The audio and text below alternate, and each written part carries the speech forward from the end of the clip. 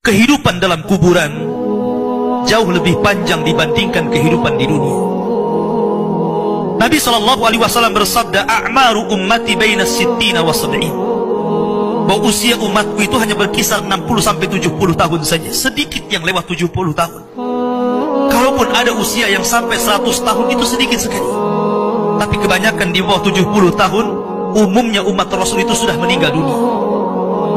Tetapi ketika orang masuk ke dalam kuburan, usia dia di kuburan sampai kiamat ditegakkan itu panjang sekali. Anda bisa bayangkan, orang yang meninggal sejak zaman Nabi Adam sampai hari ini kiamat tidak dibangkit-bangkitkan, menunjukkan bahwa kehidupan kuburan jauh lebih panjang dibandingkan kehidupan dunia.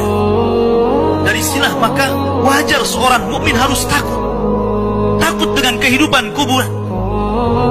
Ma'asyiral muslimin yang dimuliakan Allah Azza wa Jalla. Tetapi para ulama mengatakan, apakah orang yang mendapatkan adab kubur itu munqati atau mustamir, terus menerus ataukah terputus? Kata para ulama, adab kubur itu hanya terputus dengan tiupan sangkakala Israfil. Ketika itulah Nabi SAW menceritakan bahwa Allah Subhanahu wa Ta'ala memerintahkan kepada Israfil untuk meniup sangkakala yang pertama. Disinilah adab kubur terputus. Karena ketika itu seluruh orang mati, baik orang yang ada di atas bumi atau yang ada di bawah bumi, baik kalangan jin, baik malaikat, kecuali makhluk-makhluk yang Allah kehendaki saja, semua hancur. Dan Abu Hurairah radhiyallahu anhu menceritakan kehancuran bumi setelah tiupan sangkakala itu adalah 40. Bisa 40 hari, bisa 40 bulan, bisa 40 tahun. Yang jelas Allah hancurkan bumi ini. Allah luapkan lautan ke daratan. Allah jatuhkan bintang. Allah hancurkan gunung sehingga seperti kapas yang dihempas angin. Itulah yang disebut dengan kehancuran alam atau hari kiamat. Baru setelah kemudian bumi tidak bulat lagi, tapi bumi terhampar. Allah ganti bumi yang kita pijak dengan bumi yang baru. Itulah yang disebut dengan padang mahsyar. Maka disitulah Allah Subhanahu wa Ta'ala memerintahkan Israfil untuk meniup sangkakala kebangkitan. Yang kedua kalinya Israfil pun kemudian meniup sangkakala. Maka dari situlah manusia keluar dari perut bumi. Wa akhrajatil ardu athqalaha. Allah keluarkan beban-beban beratnya.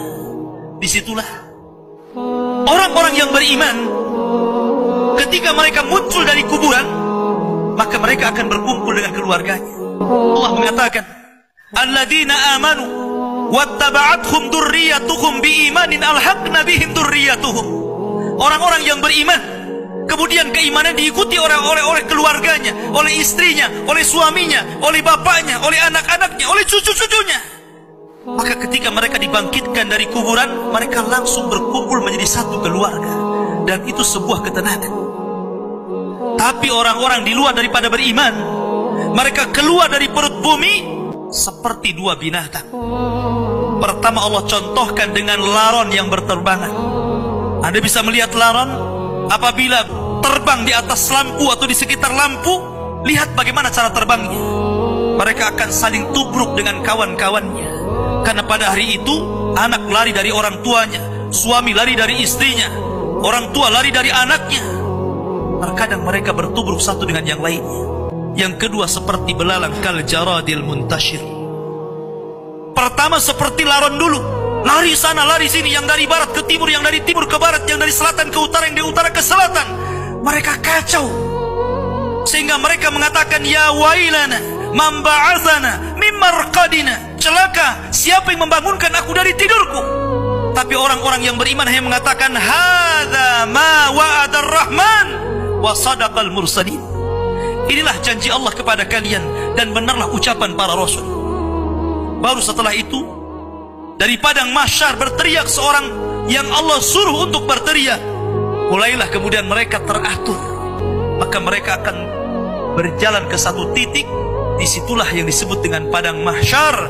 Mereka akan tinggal selama 50 tahun telanjang, kembali tidak dikhitan, tidak pakai sandal, matahari dekatkan 1 mil, keringat bercucuran, tidak ada makan, tidak ada minum.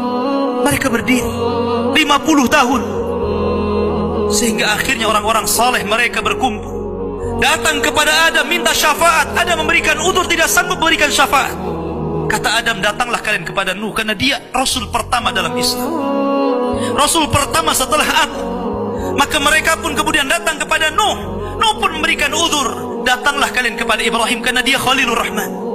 Maka mereka datang kepada Ibrahim. Kata Ibrahim, aku tidak sanggup berikan syafaat, datanglah kalian kepada Musa, karena dia Kalimur Rahman. Ketika mereka datang kepada Musa, kata Musa, datanglah kepada Isa. Isa pun memberikan udzur, tidak bisa. Seandainya kalian datang kepada Muhammad sallallahu alaihi wasallam itu lebih baik.